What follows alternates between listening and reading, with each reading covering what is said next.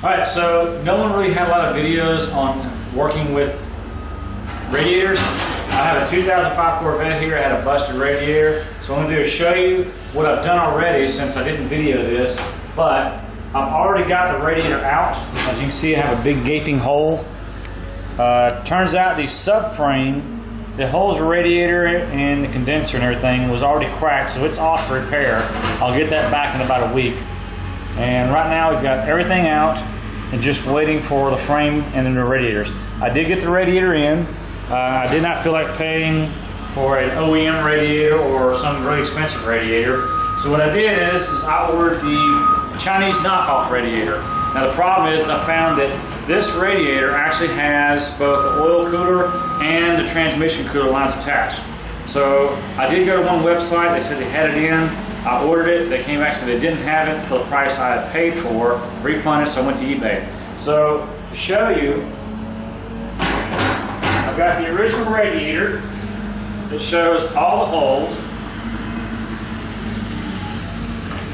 We've got the main water jets, transmission cooler lines, oil cooler lines. And the big issue I had is, once that subframe was cracked, all the stress on this radiator holding everything up cracked it right here. You can zoom in on that. So you can see I got a big, long, slow crack. I did try some stop leak on it. It was only able to temporarily help. So it turns out I actually needed another radiator. As you can see, I've got transmission fluid coming out. So what I did is I purchased this off eBay for $200 shipped. It includes the welds for both the oil transmission cooler lines and the oil lines and the radiator stuff itself. On the back you'll notice I do have some bent pieces, aluminum, so I'll have to bend them back just a little bit to make sure it fits. Also, it is a little bit thicker, so it should provide a little bit more cooling area.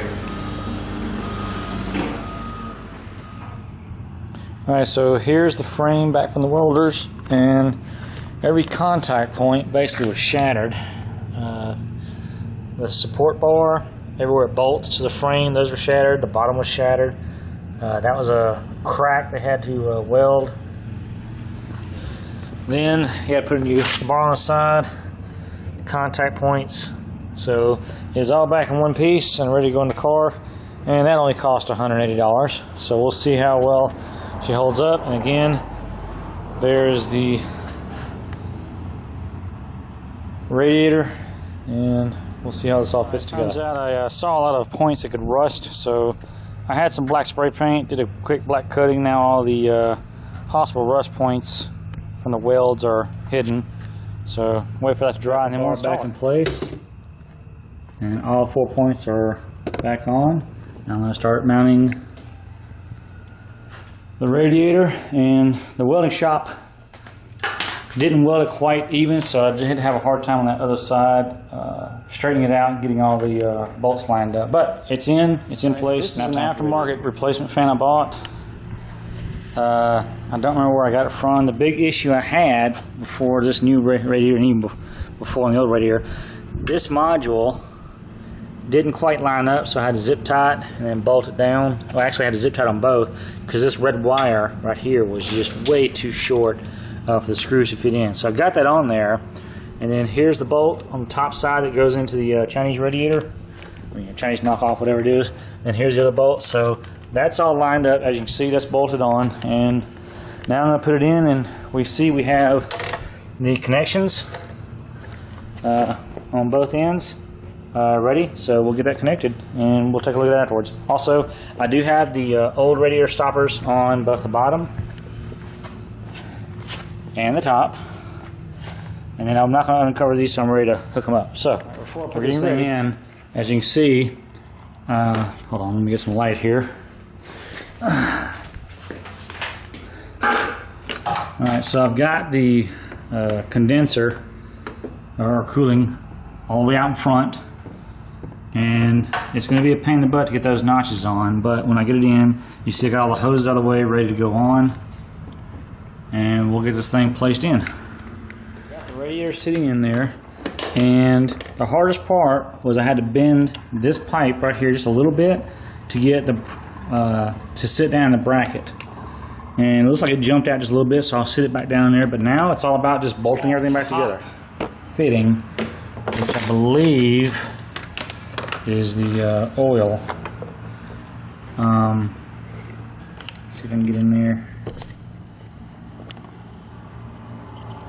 Alright, those threads actually stopped and didn't get, it tightened, but it didn't get the ring flattened, so it wasn't flat like the other side. So I'm going to try this. You know, this is a knockoff, but I'm going to RTV it, the threads, seal it up, and see how that works. Alright, just like the issue I had for this one, had an RTV, that one. Oil fitting, can't see very well. The underside is fitting the same way. So for the oil fittings,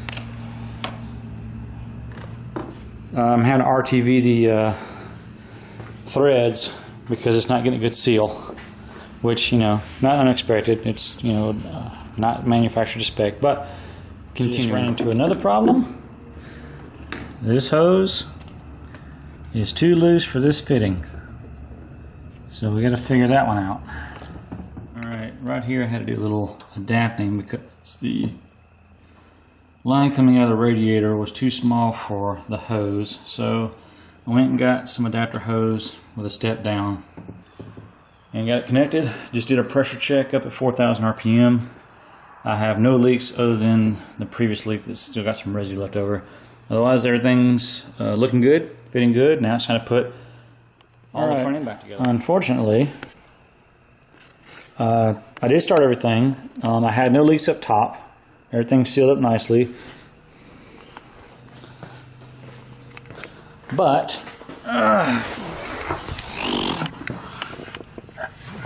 that valve, you can see it, has to be all the way out. And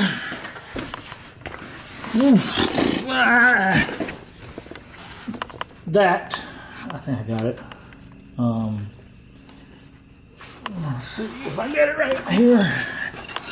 Yeah, that right there was leaking. It didn't get a good RTV seal. The top did, not the bottom, so I'm waiting for it to dry out, quit leaking, clean it up, and RTV it again. Alright, as you can see, this car is back together. I've got an aftermarket intake. I did run into a slight problem trying to close the hood. This aftermarket intake was pushed high due to right here. Let's see if I can point it to it. Right here had a lip going down to the radiator. I had to break that lip off across, allowed everything to push down because this bracket was being pushing up too high to let the hood close. So now you can see I've got the radiator in, everything bolted back down. I have no leaks. I do have to get the car cleaned up now from all the oil over there, but I got plenty of room. She's actually running a lot cooler, and all that RTVing that I did actually did work quite well. So if anybody's wanting to put these things together, just realize you might have to RTV because it won't screw all the way tight. But I've already taken it for a test drive, came back, let her sit, and I've got no leaks at all. So this thing's back up and running. And also, I don't know if it's going to show correctly, but she's running just a little bit cooler. Normally it ran around 210. Right now it's running at 190. When I'm driving, it goes down to about 180. So that bigger radiator is actually allowed to cool just a little bit more. Other than that, that is the install of the aftermarket Chinese radiator. For those who hadn't seen it or didn't know any problems you may run across.